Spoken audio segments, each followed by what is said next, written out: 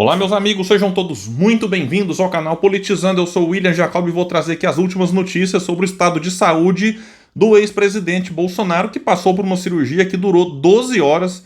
O médico responsável deu uma entrevista detalhando o que aconteceu, o que foi feito ali, e disse que não tem previsão de alta na UTI, o que indica que é um quadro relativamente grave e que deve ficar internado por pelo menos 2 semanas. Eu vou trazer a fala do médico aqui, claro, as atualizações a respeito desse assunto e também falar de algo inacreditável e revoltante, que é a fala do Armínio Fraga, ex-presidente do Banco Central, lá no governo Fernando Henrique Cardoso.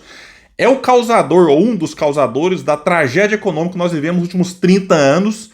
E aí ele teve uma fala agora que, olha, é um argumento canalha, cretino, vagabundo, não tem outra palavra para descrever. E vocês vão ficar assim, não é possível que falou isso, se brincar foi aplaudido, não duvido muito.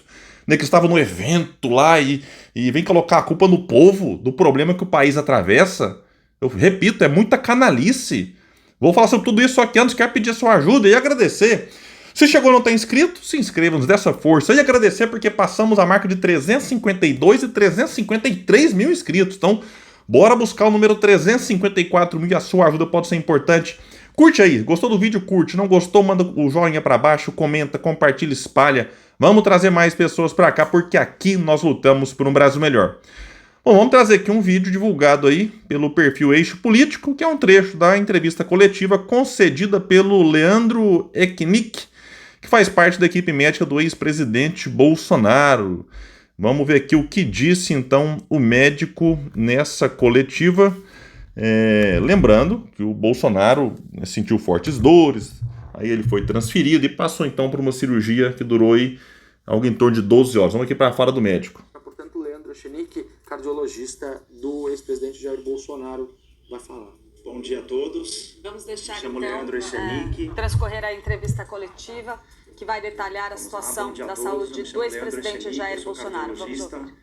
E eu acompanho a saúde do ex-presidente Bolsonaro desde 2018, quando ele tomou, e desde então foram ao total de 7 procedimentos cirúrgicos, como vocês bem sabem, uns menos complexos, mais simples, outros muito complexos ao longo de todos esses anos. O procedimento realizado ontem, nós categorizamos ele entre os mais complexos. O porquê? Foi uma cirurgia extremamente complexa, delicada, o Dr. Cláudio vai passar os detalhes, mas foi uma cirurgia que realmente tinha muita aderência, que são complicações desde o período inicial de 2018. Não houvesse aquela primeira cirurgia, as demais não teriam ocorrido. Então, esse procedimento, que foi extremamente complexo, felizmente terminou muito bem. Foi um procedimento onde o resultado final foi excelente. E é claro que um procedimento de grande porte, com 12 horas de duração, como vocês acompanharam, implica em alguns cuidados muito específicos do pós-operatório, da parte clínica, onde nós vamos acompanhar nesses próximos dias. Então, muitos ontem até estranharam, mas o porquê que durou tudo isso? Teve alguma complicação? Não, não houve nenhuma complicação. Realmente foi o que era esperado, um procedimento muito complexo. E agora, nos cuidados pós-operatórios, quando há um procedimento muito prolongado como esse, o organismo do paciente acaba tendo uma resposta inflamatória muito importante, fica muito inflamado. E isso pode ocorrer no pós-operatório, é comum, é normal, e isso pode levar a uma série de intercorrências no pós-operatório. Que intercorrências são essas? Aumenta o risco de algumas infecções, aumenta o risco de precisar de medicamentos para controlar a pressão, o organismo fica muito inflamado e os vasos dilatam, então ele precisa de uma série de medidas específicas. Há um aumento do risco de glicose, de coagulação do sangue. Quando uma cirurgia muito prolongada como essa, o pulmão também a gente acaba tendo um cuidado específico, porque muitas vezes a parte mais basal não pode colabar. Então são uma série de coisas, de intercorrências que podem acontecer, que agora todas as medidas preventivas serão tomadas, por isso que ele encontra-se na UTI neste momento, e essas medidas preventivas estão sendo tomadas desde o momento que ele né, e vai um pós-operatório.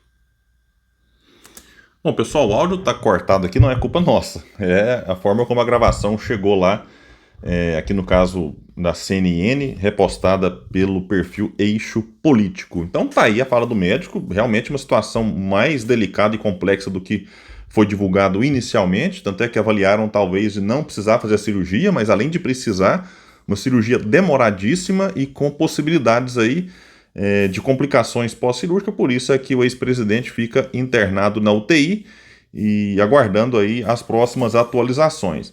Agora, alguém pode estar aqui assistindo e falar: "Ei, William, você vai fazer uma piadinha? Você não vai fazer nenhuma ironizada?" Não vou porque aqui nesse canal, já disse várias vezes, eu não torço pela morte, tem tipo torcendo para morrer.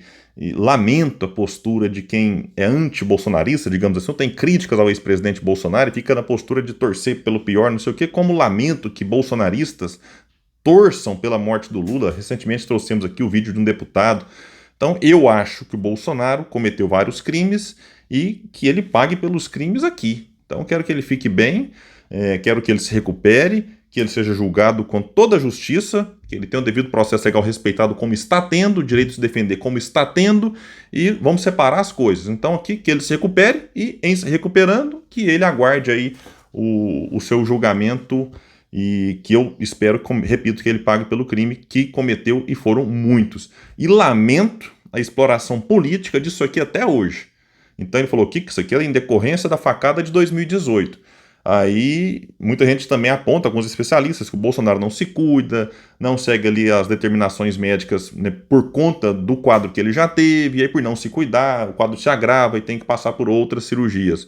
Então isso aqui é um ponto deixo para os especialistas. Agora, lamento a exploração política, aí vem bolsonarista de novo lembrar do Adélio e que não sei o que. Olha, a investigação do Adélio meio que foi encerrada durante o governo Bolsonaro, era um lobo solitário, digamos, alguém que tinha problemas e foi lá e fez aquilo, não foi amando de gente, de partido, é porque ele era filiado ao PSOL, e aí vem gente querer explorar isso de várias formas. Repito, lamento a exploração política desse fato. Agora, uma coisa é eu lamentar, a outra é entender que isso vai acontecer. Bolsonaro é um político, amado e odiado, então as pessoas vão ficar explorando esses detalhes de Adélio, de PSOL, de não sei mais o que. Então tá aí. Agora, vamos aqui para uma declaração totalmente desconectada da realidade, dada pelo Armínio Fraga, ex-presidente do Banco Central, durante o desgoverno Fernando Henrique Cardoso. Aqui vai dizer uma matéria que ele, Armínio Fraga, afirmou que o Brasil precisa congelar o salário mínimo, em termos reais, por 6 anos. Ele estava participando, né, de um evento, né, lá fora, né, nos Estados Unidos, Brasil Conference. Olha, eu não tenho aqui o vídeo. Se eu ver, dá nojo, porque eu já sinto nojo de ler, de ouvir alguém falando sobre isso aqui. Imagina o próprio cidadão, e eu não duvido que foi aplaudido pela plateia. Então ele disse que você congelar o salário mínimo em termos reais, ou seja, o que é aumento em termos reais? A inflação sobe 5%, um exemplo. Aí o salário mínimo no ano seguinte sobe 5%, mais um pouquinho. Porque se subir só os 5%, empata, não tem aumento real, ou seja, está só trocando 6 para meia dúzia. O ganho real a inflação sobe 5%, um exemplo também. Aí você aumenta o salário mínimo em 7%, então você teve 2% de ganho real e tem sido isso. O que na prática dá o que? Vai ganhar R$20 a mais por mês, R$25 a mais por mês. Então ganha 80, mas talvez a inflação come 60, então sobra 20. Armínio Fraga acha que não, que o trabalhador, que o aposentado, que é o problema do Brasil, na visão dele, não tem que ter aumento real por 6 anos. Então tem que ter 6 anos aí em quem recebe salário mínimo ou tem o salário corrigido baseado no salário mínimo, né, congelado. É muita canalice, é um argumento vagabundo, um argumento canalha, um argumento cretino, de alguém que quer jogar pro povo a culpa. Nós estamos num país, ô senhor Armínio Fraga, você sabe muito bem, que pagou ano passado para 3 bancos, ou 3 bancos tiveram de lucro, melhor dizendo, 75 bilhões de reais com B de bola. Vamos fazer uma conta rápida aqui, vou abrir aqui agora a calculadora, 75 bilhões, deixa eu ver se não faltou zero aqui. Olha, rapaz, quase não cabe na calculadora. Dividido pelos dias do ano. Os bancos, Santander, Itaú, Bradesco, lucraram por dia 205 milhões de reais. Milhões de reais. Veja, por dia, todo dia 205 milhões de lucro sai do bolso do povo, das empresas, e vai para o bolso uma meia dúzia. Que pega essa montanha de dinheiro, imagina 75 bilhões em notas de 100, de 200, e transfere para os donos dos bancos. Sabe quantos donos dos bancos pagam de imposto? 0. Nem um centavo na distribuição de lucro. Sabe qual país não cobra esse tipo de imposto? O Brasil, parece que a Estônia tem mais um aí que eu nem lembro qual. Os Estados Unidos cobram, a Inglaterra cobra, o Japão cobra, todos os outros países cobram. Então, se você coloca uma alíquota moderada de 20%, você arrecadaria 15 bilhões.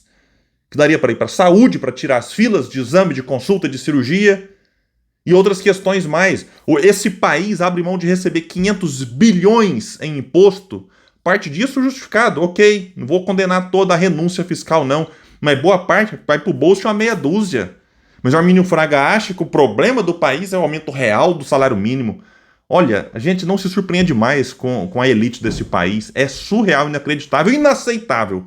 E nesse canal a gente vai denunciar isso aqui o tempo todo. Então é isso, gente. Quem puder, espalha, compartilha o vídeo. Vamos trazer mais pessoas pra cá, porque aqui nós lutamos por um Brasil melhor. Valeu, gente. Até mais.